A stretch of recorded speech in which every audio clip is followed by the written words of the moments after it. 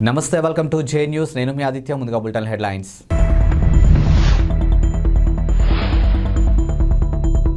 వాళ్ళు మన బలం ఉపయోగించుకోండి, ఒక్క ప్రాణం కూడా పోకూడదు, గుర్తుపెట్టుకోండి సీఎం జగన్ సంచలన వ్యాఖ్యలు.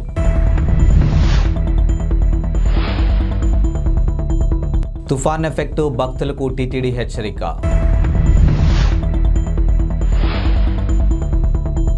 తుఫాన్ ప్రభావంతో సుడిగాలి బీభత్సం, పైకెగిసిన నీరు. మీచౌంగ్ తుఫాను ప్రభావంతో తమిళనాడుతో పాటు ఆంధ్రప్రదేశ్లో అతి భారీ వర్షాలు కురుస్తూ ఉన్నాయి. తుఫాను ప్రభావిత ప్రాంతాల్లో సహాయక చర్యలు ముఖ్యమంత్రి వైఎస్ జగన్మోహన్ రెడ్డి అధికారులతో సమీక్ష నిర్వహించారు. ప్రజలందరూ ప్రాణాలను కాపాడుకోవడం మన బాధ్యత అని, ఒక్క ప్రాణం కూడా పోకూడదని అధికారులు ఆదేశించారు. పశువుల ప్రాణాలు కూడా రక్షించాలని తెలిపారు. ఇప్పటి వరకు 211 సహాయక శిబిరాల్లో సుమారు 9,500 మంది ఉన్నారని అధికారులు సీఎంకు తెలిపారు. ఇక నెల్లూరు, తిరుపతి సహా తుఫాను వల్ల దెబ్బతిన్న ప్రాంతాల్లో కరెంటు సరఫరా వ్యవస్థను యుద్ధ ప్రాతిపదికన పునరుద్ధరించాలని సూచించారు. సీఎం క్యాంపు కార్యాలయంలో జరిగినటువంటి ఈ సమీక్ష సమావేశంలో రెవెన్యూ విపత్తు నిర్వహణ శాఖ special CS G Sai Prasad, CCLA secretary Imtiaz, CMO అధికారులు పాల్గొన్నారు. ఇద్దరికీ కూడా లైఫ్ను మనం ప్రొటెక్ట్ చేయగలిగిన బాధ్యతను మనం తీసుకుంటున్నాం అనేది గుర్తుపెట్టు. స్పెషలీ ప్యాడీ ప్రొక్యూర్మెంట్, ఖరీఫ్ ఏదైతే కోతకు వచ్చిందో ఈ పంటను మనం కాపాడుకోవడం అన్నది వెరీ వెరీ ఇంపార్టెంట్ ఆస్పెక్ట్. దీనికి సంబంధించి ఇప్పటికే ఆల్మోస్ట్ 97,000 టన్స్ను నిన్న ప్రొక్యూర్ చేసినాం. ఎన్డీఆర్ఎఫ్, ఎస్డీఆర్ఎఫ్ అన్నది one part of the story. The biggest strength what we have, what no other state has, is our Grama Sachivalayam వ్యవస్థ అండ్ వాలంటీర్ వ్యవస్థ. Grama Sachivalayam Vyavastha does not only mean the Sachivalayam staff. It also means village clinics, it also means RBKs. It also means Sachivalayam staff. It also means volunteers. This is the biggest strength what we have.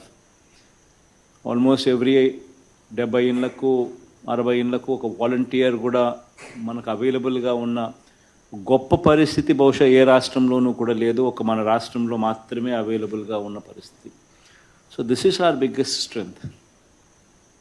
So ఈ స్ట్రెంగ్త్ను బాగా ఉపయోగించుకోమని చెప్పి ప్రతి కలెక్టర్కు మరొకసారి at the cost of repetition, I'm once again telling them, because every time there is a meeting of this sort, every time there is a cyclone, every time I give the directions, but it is very important that this వ్యవస్థ ఏదైతే మనం create చేసినామో ఈ వ్యవస్థను మనం ఎంత ఎఫెక్టివ్గా, ఎంత ఎఫిషియెంట్గా వాడుకోగలిగితే అంత ఎఫిషియన్సీ ఇంతకుముందు నేను చెప్పినవి అన్నిట్లోనూ కూడా తీసుకొని రావచ్చు.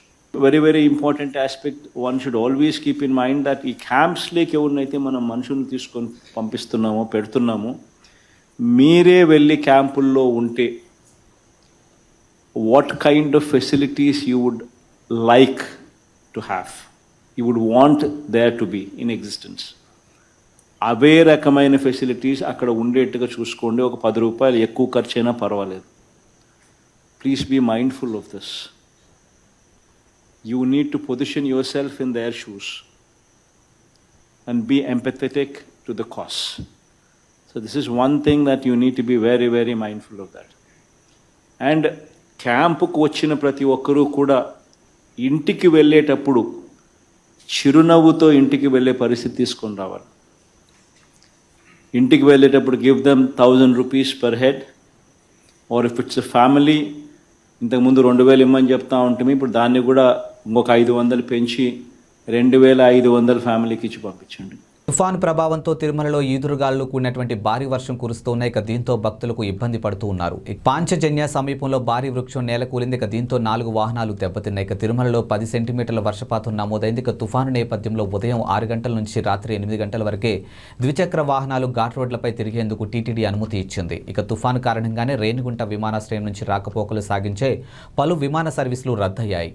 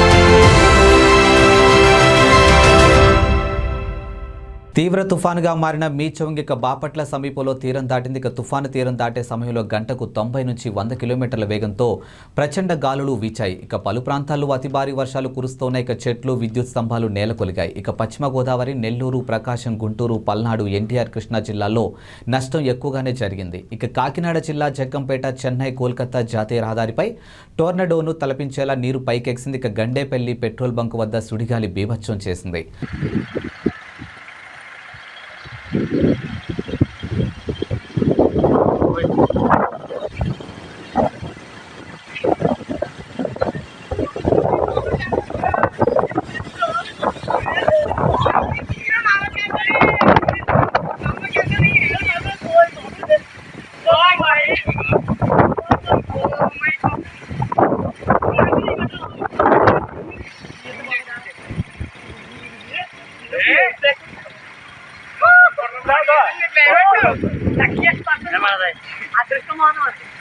సముద్రం చూడకుండా చాలా బాగుంది.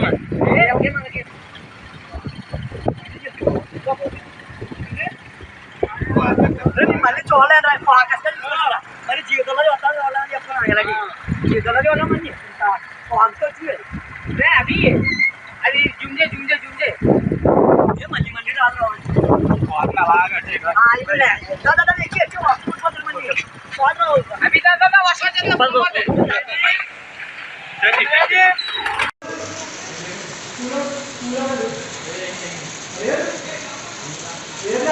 లేదు రా తీస్తాను రా బాబు. బాబు బాబు ఇంత దారుణమే. ఇప్పుడు దాకా చాలా స్పీడ్ వచ్చిందిరా. ఎప్పుడు చూడలేదురా. ఇదేరా ఫస్ట్ అమ్మ బాబు అంత పొగలు అవుతుందిరా బాబు. అది ఓయ్ బాబా ఎన్ని జుట్టు చేయి బట్టలు గుట్టలు ఓయ్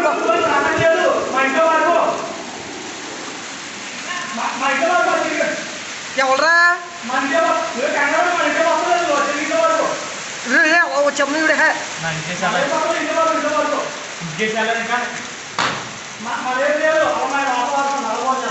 అంత అలా వచ్చేస్తున్నట్టు బాబు. అది అదేదో పేలిపోయింది. ఎవరా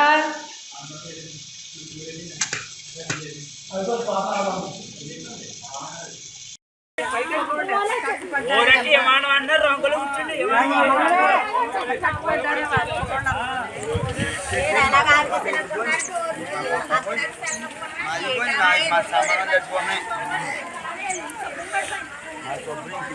పాటు కొట్టుకొని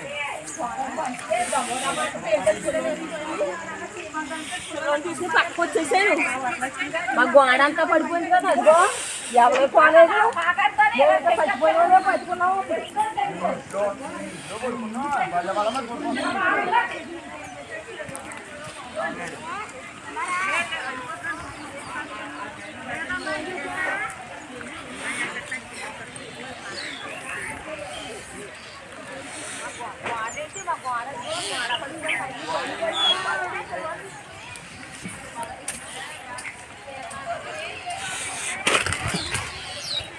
పోయి వాళ్ళు రెండు పోయి మొత్తం పోయాలి.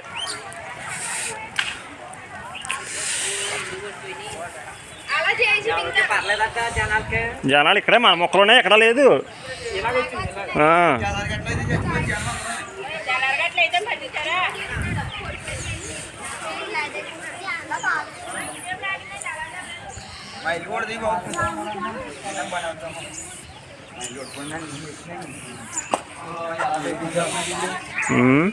అర్జెంట్ గట్టే వాళ్ళు రావాలి కదా కరెంట్ వాళ్ళకి.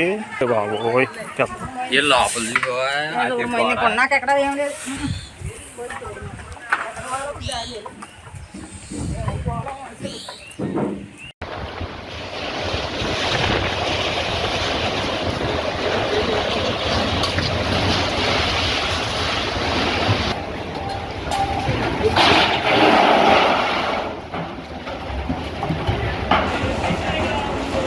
ఫ్యాన్తో సహా ఎగిరిపోయి పడిపోయింది.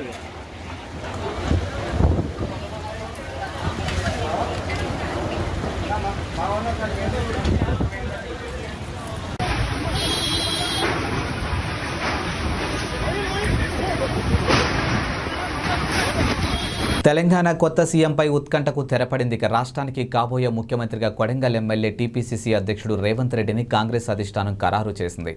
రేపు సీఎంగా రేవంత్ ప్రమాణ స్వీకారం చేయనున్నారు. ఇక సీఎం ఎవరనేది తేలటంతో ఇప్పుడు మంత్రులు ఎవరిని నియమిస్తారు, ఎవరికి ఏ శాఖ అప్పగిస్తారు అనేది హాట్ టాపిక్గాను మారింది. అందులోనూ ఐటీ శాఖ ఎవరికి ఇస్తారనేది ఉత్కంఠంగాను మారింది. ఇక తెలంగాణ ఆవిర్భావం తర్వాత 2 సార్లు బీఆర్ఎస్ అధికారంలోకి రాగా ఆ 2 పర్యాయాలు కేటీఆర్ఏ ఐటీ మంత్రిగా పనిచేశారు. ఇక తన సమర్థవంతమైన పనితీరుతో ఆ శాఖ కొత్త వన్నెలను తీసుకొచ్చారు. యువత ఉద్యోగాలపైనే ఆధారపడకుండా ఉద్యోగ అవకాశాలు కల్పించే వ్యాపారవేత్తగా ఎదగాలని టీఆర్ఎస్ అధికారంలో వచ్చినటువంటి తొలి ఏడాదిలోనే టీ హబ్ అనే వేదికను అంకురార్పణ చేశారు. ఇక ఇది పూర్తిగా కేటీఆర్ ఆలోచనలోంచే పుట్టింది. 7 ఏళ్లు తిరిగేసరికి టీ హబ్ ప్రపంచ స్థాయి స్టార్టప్లకు వేదికగాను మారింది. తన తల్లి మొబైల్లో ఉన్న ఓ యువతి ఫోటోను చూసి ప్రేమలో పడిపోయిన యువకుడు ఆమెను పెళ్లి చేసుకోవాలని నిర్ణయించుకున్నాడు. ఆ ఫోటోలో ఉన్న యువతిని మన దేశం కాదని, ఆమె విదేశీ అమ్మాయిని తెలిసింది. అయినా సరే ఆమెను ఇష్టపడి అతడు తన అభిప్రాయాన్ని కుటుంబ సభ్యులకు తెలియజేశాడు. ఇక కొడుకు ఇష్టాన్ని కూడా గౌరవించిన ఆ తల్లిదండ్రులు అమ్మాయి కుటుంబంతో మాట్లాడారు. అందుకు వారు కూడా సమ్మతించడంతో పెళ్లికి గ్రీన్ సిగ్నల్ వచ్చేసింది. కానీ ఇంతలో కరోనా, వీసా సహా పలు ఆటంకాలు ఎదురవడంతో 5 ఏళ్ల పాటు నిరీక్షించాల్సి వచ్చింది. చివరకు అన్ని ఆటంకాలు అధిగమించిన ఈ జంట వచ్చే ఏడాది ఒకటి కాబోతుంది. ఇక తనకు కాబోయే భర్త కోసం యువతి సరిహద్దులు దాటి భారత్లో అడుగుపెట్టింది. పాకిస్తాన్కు చెందినటువంటి యువతి మంగళవారం వాగా అటారీ అంతర్జాతీయ సరిహద్దు దాటి భారత్లోకి చేరుకోగా కాబోయే అత్తింటి వాళ్ళు ఆమెకు బాచా భజంత్రులతో ఘన స్వాగతం పలికింది. ఇక వివరాల్లో చూసుకున్నట్టయితే కోల్కతాకు చెందినటువంటి యువకుడు సమీర్ ఖాన్ జర్మనీలో ఉన్నత చదువులకు చదువుకున్నాడు. అక్కడి నుంచి 5 ఏళ్ల కిందట 2018లో మేలో భారత్కు వచ్చిన సమీర్ తన తల్లి ఫోన్లో కరాచీకి చెందినటువంటి జావేరియా కనుమ్ ఫోటో చూసి ఇష్టపడ్డాడు. ఇక పెళ్ళంటూ చేసుకుంటే ఆమెనే చేసుకుంటానని తల్లిదండ్రులకు చెప్పాడు.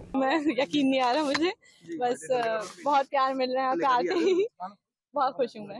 5 साल के बाद 5.5 साल के बाद अब हमें जाके मुझे वीजा मिला है तो मैं आ सकी हूँ यहाँ पे। तो खाली पासपोर्ट वगैरह आ गए थे वापस।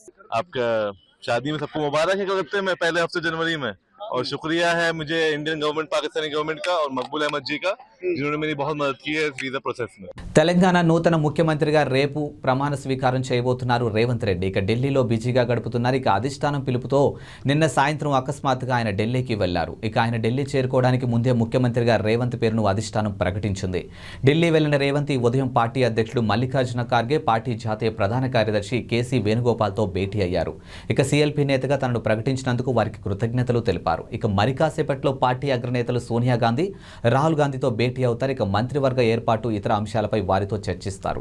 అలాగే ప్రమాణ స్వీకార కార్యక్రమానికి వారిని ఆహ్వానిస్తారని సమాచారం. తెలంగాణ ముఖ్యమంత్రిగా గురువారం ప్రమాణ స్వీకారం చేయబోతున్న రేవంత్ రెడ్డికి శుభాకాంక్షలు వెల్లువెత్తుతూ ఉన్నాయి. ఇక పార్టీలకు అతీతంగా నేతలు అభినందనలు తెలియజేస్తూ ఉన్నారు. ఇక టీపీసీసీ అధ్యక్ష బాధ్యతలు అప్పగించిన సమయంలో రేవంత్ని తీవ్రంగా వ్యతిరేకించిన కాంగ్రెస్ పార్టీ సీనియర్ నేత కోమటిరెడ్డి వెంకటరెడ్డి కూడా ఈ జాబితాలో చేరిపోయారు. ఎక్స్ వేదికగా శుభాకాంక్షలు తెలిపారు. ఇక సీఎల్పీ నేతగా తెలంగాణ ముఖ్యమంత్రిగా ఎంపికైన రేవంత్ రెడ్డి సోదరుడికి అభినందనలు. ఇక తెలంగాణలో కల్వకుంట్ల కుటుంబ పాలన కూలదోసి ప్రజాస్వామ్య ప్రభుత్వ ఏర్పాటుకు కాంగ్రెస్ పార్టీకి మద్దతిచ్చిన ప్రజలకు ధన్యవాదాలంటూ వెంకటరెడ్డి ట్వీట్ చేశారు. ఇక గతంలో ఇద్దరు ఒకే వేదికపై ఉన్న ఫోటోను ఆయన షేర్ చేశారు. బీజేపీ తెలంగాణ అధ్యక్షుడు కిషన్ రెడ్డి కూడా ఎక్స్ వేదికగా రేవంత్ రెడ్డికి శుభాకాంక్షలు తెలిపారు. నంద్యాల జిల్లా మహానంది ఆలయానికి భక్తుడు విలువైన కానుక అందజేశారు. ఇక నంద్యాలకు చెందినటువంటి రిటైర్డ్ ఎస్బీఐ మేనేజర్ మారం వెంకట సుబ్బయ్య దంపతులు 35 కేజీల వెండితో తయారు చేయించినటువంటి రుద్రాక్ష మండపాన్ని ఆలయానికి అందజేశారు. ఈ రుద్రాక్ష మండపంను ఆలయ ఈవో చంద్రశేఖర్ రెడ్డికి దాతలు అందజేశారు. ఇక కార్తీక 3వ సోమవారం సందర్భంగా ఆలయంలో సంప్రోక్షణ అనంతరం దాతలు కుటుంబీకులు శ్రీ మహానందీశ్వర స్వామివారికి ప్రత్యేక పూజలు నిర్వహించి రుద్రాక్ష మండపాన్ని అందించారు. దాతలు వెంకట సుబ్బయ్యకు కుటుంబీకులు ఆలయ ఈవో చంద్రశేఖర్ రెడ్డి కృతజ్ఞతలు తెలిపారు. ఇక మహానందిలో మరింత మంది భక్తులు విరాళాలు అందజేసి ఆలయ అభివృద్ధిలో భాగస్వాములైన స్వామి అమ్మవార్ల కృపకు పాత్రులు కావాలని ఈవో కోరారు. ఇక రుద్రాక్ష మండపం గర్భాలయంలో స్వామివారి కోసం అలంకరిస్తారు. ఇక కార్తీక మాసం కావడంతో మహానందికి భక్తులు భారీగా తరలివచ్చారు. ఇక ప్రత్యేక పూజలు నిర్వహించారు. కర్నూలు జిల్లాలో పొలం వెళ్లిన రైతును అదృష్టం వరించింది. ఇక తుగ్గలి మండలం జొన్నగిరికి చెందినటువంటి పొలంలో కంది పంటను సాగు చేశారు. ఈ క్రమంలో పొలంలో పనులు చేస్తుండగా ఆమెకు ఓ రాయి దొరికింది. వజ్రంగా భావించి అనుమానంతో ఓ వజ్రాల వ్యాపారికి చూపించగా అది వజ్రం అని రైతుకు చెప్పారు. ఇక కొద్ది రోజులుగా కురుస్తున్న వర్షాలకు ఆ వజ్రం పైకి తేలి ఉంటుందని భావిస్తూ ఉన్నారు. ఆ వజ్రాన్ని వ్యాపారి 6 లక్షలకు కొనుగోలు చేశారు. గతంలో వజ్రాలు దొరుకుతున్నాయి అంటే అదృష్టంగా భావించేవాడినని, కానీ తనకు వజ్రం దొరకడం ఎంతో ఆనందంగా ఉందని పేర్కొన్నారు. ఇక కర్నూలు జిల్లాలోని జొన్నగిరి పగిడిరాయి, కొత్తూరు, పేరవల్లి ప్రాంతాల్లో వజ్రాలు దొరుకుతున్నాయి. ఇక దీంతో జిల్లాలతో పాటు పొరుగు జిల్లాల రాష్ట్రాల నుంచి కూడా జనాలు వచ్చి అక్కడ గాలిస్తూ ఉన్నారు. అంతేకాదు కర్నూలు జిల్లాకు పొరుగు నుండే కర్ణాటక, తెలంగాణ నుంచి కూడా ఎక్కువ మంది జనాలు వజ్రాల వేటకు వస్తూ ఉన్నారు. అంతేకాదు స్థానిక రైతులు, కూలీలు కూడా వజ్రాల కోసం రోజుల తరబడి పొలాల్లోనే వెతుకులాట ప్రారంభించారు. ఒక్క వజ్రమైనా దొరక్కపోదా అన్న ఆశతో అక్కడే ఎదురు చూస్తూ ఉన్నారు. బాలీవుడ్ శ్రద్ధా కపూర్కు ఉన్న క్రేజ్ అందరికీ తెలిసింది. ఇక శ్రద్ధా కపూర్ ఇప్పుడు ఎక్కువగా సినిమాలు చేయడం లేదు. కానీ ఒకప్పుడు శ్రద్ధా కపూర్ టాప్ రేస్లో ఉండేది. ఆషికీ 2 సినిమాతో శ్రద్ధా కపూర్ గ్రాండ్ ఎంట్రీ ఇచ్చింది. ఇక సాహో సినిమాతో సౌత్లోనూ క్రేజ్ సంపాదించుకుంది. లేడీ ఓరియంటెడ్ సబ్జెక్టులపైన ఫోకస్ పెడుతూ ఉంటుంది. ఇక బాలీవుడ్ సీనియర్ నటుడు శక్తి కపూర్ తనయ శ్రద్ధా కపూర్ ఎంట్రీ ఇచ్చిన తనకంటూ సొంత ఇమేజ్ను సంపాదించుకుంది. ఇక ఈ శ్రద్ధా కపూర్ ఇప్పుడు యాడ్స్, ఇతర బ్రాండ్స్లకు ప్రచారకర్తగా మారిపోయింది. ప్రస్తుతం ఆమె ఆజియో సేల్లో ఎక్కువగా కనిపిస్తూ ఉంది. ఇక పండుగ స్పెషల్కు పెట్టే సేల్స్ యాడ్లో ఎక్కువగా కనిపిస్తూ ఉంటుంది. ఈ క్రమంలో ఆజియో సేల్స్ యాడ్స్ మీద శక్తి కపూర్ స్పందించాడు. ప్రతిసారి ఆ సేల్ యాడ్స్లో నా కూతుర్ని ఎందుకు చూపిస్తావు అడ్మిన్ బేటా అని శక్తి కపూర్ ఇన్స్టాలోనూ అడిగేశాడు. ఇవి ఇవాల్టి బులెటిన్ అప్డేట్స్. మరో బులెటిన్తో మళ్ళీ కలుద్దాం. అంతవరకు సెలవు, నమస్కారం.